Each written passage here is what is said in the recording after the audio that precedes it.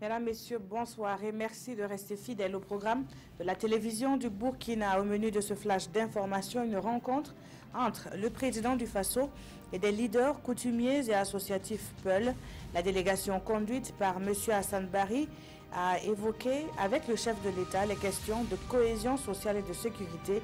Les événements survenus à Yirgou ont aussi été évoqués au cours de cette rencontre qui s'est tenue au palais présidentiel de Kosiama. On en sait un peu plus sur la forte explosion qui s'est produite dans la matinée de ce lundi à Ouagadougou.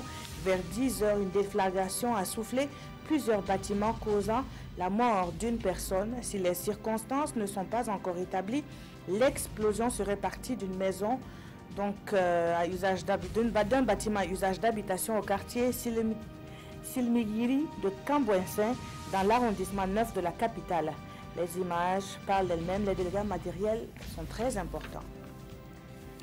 Une délégation gouvernementale s'est rendue à Nafona, village situé dans la province de la Comoé, région des Cascades. C'est là que 2 policiers ont trouvé la mort. Après avoir été lynchés par les populations composées d'autorités administratives, la délégation s'est entretenue avec les habitants de la localité, les invitant au calme. Sur place, et selon nos reporters, la tension était encore palpable au lendemain de l'incident qui a aussi causé la mort à une habitante de Nafona. Et il faut que justice soit rendue aux victimes, clame l'Union de la police nationale. Face à la presse, l'UNAPOL interpelle les autorités, mais aussi et surtout les populations au respect du corps et de la vie des policiers. Tout en revenant sur les circonstances qui ont conduit à ce drame, le syndicat de la police nationale ne trouve aucun motif tendant à le justifier. Et puis également, l'exercice n'est pas courant, mais Emmanuel Macron n'est pas le premier Français à choisir de s'adresser par écrit aux Français.